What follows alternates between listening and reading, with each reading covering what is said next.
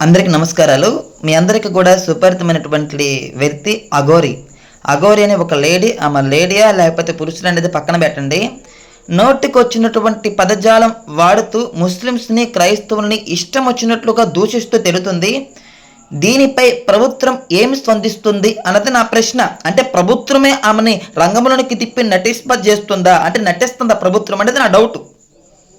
ఈరోజు ఒక మీడియేటర్ మీద దాడి చేసింది. రోజు మాటలతో నడుగుతా, పొడుస్తా, చంపేస్తా, ఏ చేస్తా అన్నది ఈరోజు ఒక మీడియేటర్ మీదకి దాడి చేస్తుంది. అంటే రేపు ఎంతమంది మీదకి దాడి చేసింది, ఎంతమంది ప్రాణాలు తీసిద్ది? అక్కడ మీడియేటర్ పై కేసు పెడితే వాళ్ళు జాగ్రత్తగా ఆమెకు పూజ అన్ని లోపలికి వెళ్ళి చేసే వెసులుబాటు కలిగించి ఆమెను మళ్ళీ సురక్షితంగా పంపించారంట. ఏమయ్యా, పోలీస్ డిపార్ట్మెంట్లకు బుద్ధి లేదా? ఏం జరుగుతుంది ఇక్కడ?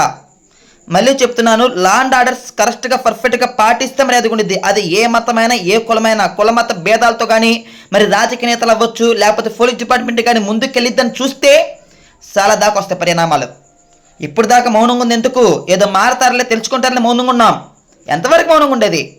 ఇష్టానుసారంగా క్రైస్తవులు దూషిస్తూ, ముస్లిమ్స్ దూషిస్తూ, హిందువుల మధ్య, క్రైస్తవ ముస్లిమ్స్ మధ్య చిచ్చులు పెట్టాలని చూస్తున్నారు. ఎవరది?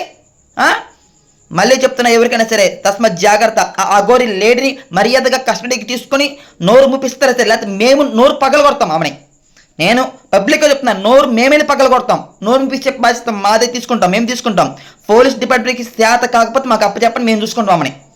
ఇంతకన్నా మాటలు ఎక్కువగా ఈ సమయంలో నేను ఆమె గురించి మాట్లాడటం ఇష్టపడతలేదు. అసలుకి వేస్ట్ సబ్జెక్ట్ ఆమె గురించి మాట్లాడడం. అంతా మరి ఆ మానసిక రోగేమో, ఒకవేళ ఆమెకి ఆ బుర్ర లేదేమో, గుజ్జు లేదేమో, కొంచెం చూపించండి హాస్పిటల్ తీసుకెళ్ళి. ఎవరైనప్పటికీ ఆలోచన చేసి నిర్ణయం తీసుకోండి.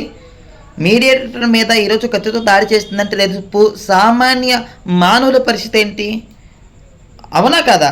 ఇప్పుడు క్రైస్తవుల్ని, ముస్లిమ్స్ని నరికేస్తా, పొరిచేస్తా అని ఇష్టానుసారంగా మాట్లాడుతున్నప్పుడు నిద్రపోతున్నారా పోలీసులు? ఏమయ్యా, నిద్రపోతున్నారా?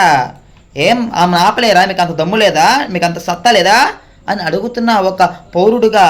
కాబట్టి పోలీసుల డిపార్ట్మెంట్కి మళ్ళీ హెచ్చరిస్తున్నాను, అట్లాంటి పిచ్చి పిచ్చి కుక్కల్ని మీరు కంట్రోల్ చేస్తారా? సంతోషం. మీరు కంట్రోల్ చేయకపోతే చెప్పండి, మేము కంట్రోల్ చేసుకుంటాం.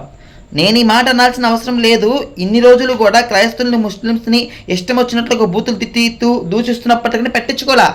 ఈరోజు దారి చేసే కాడి దాకా వచ్చింది. రేపు నా దగ్గరికి వచ్చి, నా ఇంటికి వచ్చి నువ్వు పాస్టర్ వారా అని నా మెరకాయ కోసేస్తే అతసాక్షిగా మారుతా. దేవుడికి సూత్రం, నాకేం భయం లేదు.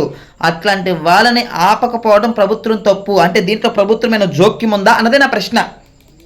అర్థం చేసుకొని కంట్రోల్ చేస్తారని ఆశిస్తున్నాం. నమస్కారం.